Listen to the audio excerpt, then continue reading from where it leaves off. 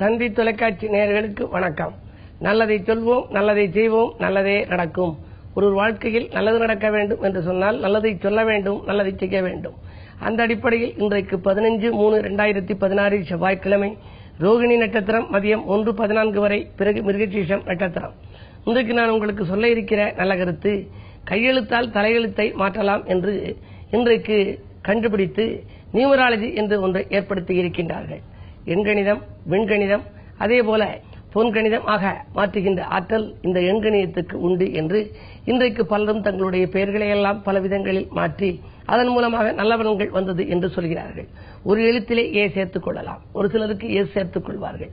ஆனால் அந்த சேர்த்துக் கொள்கின்ற அந்த பெயர் நம்முடைய ராசி, நட்சத்திரம் மற்றும் நம்முடைய ஜாதக அடிப்படையில் பாக்கியாதிபதியாக இருக்கக்கூடிய கிரகத்திற்கு அனுகூலமானதாக உள்ள எண்ணாக இருக்க வேண்டும்.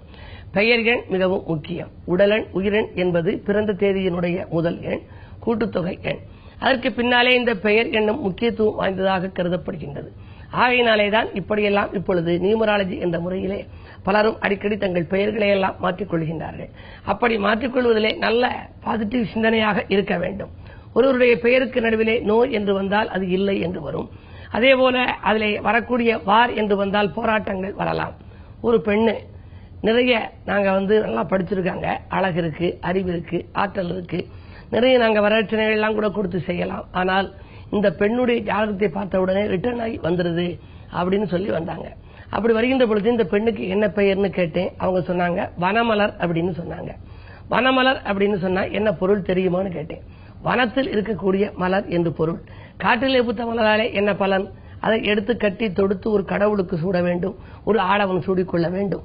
ஆகையினாலே இந்த வனமலர் என்ற பெயரை மாற்றினால் விரைவிலே கல்யாணம் முடிந்து விடுவேன் அவங்கள்ட்ட சொன்னேன், அந்த பெண்ணினுடைய பெற்றோர்களிடம். உடனே அவர்கள் சொன்னார்கள், நீங்களே மாற்றிக் கொடுங்கள். நாங்க வனமலரா வண்ணமலர் அப்படின்னு மாத்தினேன். அடுத்த வாரமே கல்யாணங்கள் முடிவாகிவிட்டது. காரணம், இதை எதற்கு சொல்கிறேன் என்று சொன்னால், ஒரு எழுத்து மாறுபாட்டினால் சில நல்ல மாற்றங்கள் சிலருக்கு வந்துகிறது. ஆகையினாலேதான் சிலர் என்ன சொல்வார்கள், ஏ சேர்த்துக் கொள்வார்கள், ரன் பண்ணுகிற எழுத்திலே இருக்க வேண்டும் என்றெல்லாம் சொல்வார்கள். அப்படி பார்க்கின்ற பொழுது அஷ்டலட்சுமி யோக எண் என்று ஒரு எண் உண்டு. அதுதான் 33 என்ற எண். யாருக்கு வேண்டுமானாலும் இந்த எண் ஒத்து வரும். ஆனால் அதை நாம் வலுக்கட்டாயமாக சேர்க்கக்கூடாது. சிலருக்கு இயற்கையிலேயே அந்த 33 என்ற எண் வரும். பெயர் எழுத்தை கீழே கூட்டி பார்த்தால் ஏ என்றால் 1, பி என்றால் 2, சி என்றால் 3, டி என்றால் 4, இ என்றால் 5, எஃப் என்றால் 8. அதே போல ஒவ்வொரு எழுத்துகளுக்கும் ஒவ்வொரு மதிப்பீடு கொடுத்திருக்கிறார்கள். எஸ் என்றால் 3 என்று மதிப்பீடு, டி என்றால் 4 என்று ஒரு மதிப்பீடு. இந்த மதிப்பீடுகளின் அடிப்படையிலே பார்க்கின்ற பொழுது 33 என்ற பிரபலமானவர்களுடைய பெயர்களை எல்லாம் நீங்கள் ஆராய்ந்து பார்க்க வேண்டும். 33 என்ற எண் அடுக்கு எண், ஒரு 3க்குள் ஒரு 3 இணைகின்றது. அது மட்டுமல்ல, அது ஒரு அஷ்டலட்சுமி யோக எண். அதிலே பெயர் அமைத்துக் கொண்டால் லட்சுமி கடாட்சம் இருக்கும், தெய்வ அருள் உண்டு, அதிர்ஷ்ட தேவதை அடியெடுத்து வைக்கும் வாய்ப்பு உங்கள் இல்லத்திலே வந்து சேரும். குன்றாத யோகமும் குறைவற்ற செல்வமும் தரும் எண் என்று சொல்கிறார்கள். 24 மணி நேரமும் சந்தோஷத்தை சந்திக்க வேண்டுமானால் இதுபோன்ற நம் ஜாதகத்திலே எந்த கிரகம் பலம் பெற்றிருக்கிறது, அதற்கு ஏற்ற எண் எது, ஏறுவரிசையாக இருப்பது மிகவும் நல்லது. ஒரு சிலருக்கு 24 ஒத்து வரும், ஒரு சிலருக்கு 42 ஒத்து வரலாம். எந்த எண் அடிப்படையில் நாம் வைத்துக் கொண்டால் நலம் என்பதை அறிந்து கொண்டு உங்களுடைய வாழ்க்கை பாதையை சீராக்கிக் கொள்ள பெயரையும் சரிபார்த்துக் கொள்ளுங்கள் என்று சொல்லி, இதை பற்றியும் நான் உங்களுக்கு தந்தி தொலைக்காட்சியிலே தொடர்ந்து சொல்லப் போகிறேன் என்று தெரிவித்து இனி இன்றைய ராசி பலன்களை இப்பொழுது உங்களுக்கு வழங்கப் போகின்றேன். மேசராசி நேயர்களே, வீடு கட்டு முயற்சிக்கு வித்திடுகின்ற நாள். விரயத்திற்கேற்ற வரவு உங்களுக்கு வந்து சேரும். வீடு மாற்ற சிந்தனைகள் ஒரு சிலருக்கு மேலோங்கலாம், ஒரு சிலருக்கு நாடு மாற்ற சிந்தனைகள், உத்தியோக மாற்ற சிந்தனைகளும் மேலோங்கும். காரணம், 8ஆம் இடத்திலே செவ்வாயும் சனியும் வீற்றிருக்கிறார்கள். குருவினுடைய பார்வை உங்கள் ராசியில் பதிவதால் குழப்பங்கள் தீரும். தொலைபேசி வழி தகவல் உங்கள் தொழிலுக்கு உறுதுணை புரிவதாக இருக்கும்.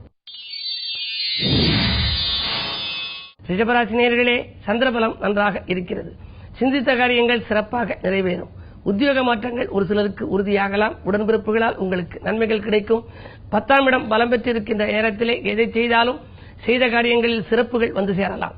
புதிய பங்குதாரர்களை இணைத்துக் கொண்டு தொழில் புரிவோர்களுக்கு நல்ல முன்னேற்றங்கள் வரப்போகின்றது. ஆடை ஆபரண சேர்க்கை உண்டு. இந்த நாள் உங்களுக்கு ஒரு இனிய நாள். மிதுனராசி நேயர்களே, உங்களுக்கெல்லாம் பாசமிக்கவர்கள் பக்கபலமாக இருக்கும் நாள். பாதியில் இந்த பணி இன்று மீதியும் தொடரப் போகின்றது. உடன்பிறப்புகள் உதவிக்கரம் நீட்டுவார்கள். கடன் சுமை குறையும். கடிதத்தாலும் அனுகூலங்கள் கிடைக்கும். கடகராசி நேயர்களே, உங்களுக்கு அஞ்சல் வழியில் அனுகூல தகவல் வந்து சேரும் நாள். அத்தியாவசிய பொருட்கள் வாங்குவதிலே கவனம் செலுத்துவீர்கள். உள்ளொன்று வைத்து புறம் ஒன்று பேசுபவர்கள் உங்களை விட்டு விலகப் போகின்றார்கள். ஆலய வழிபாட்டில் ஆர்வம் காட்டுவீர்கள். வியாபார விரோதங்கள் விலகும்.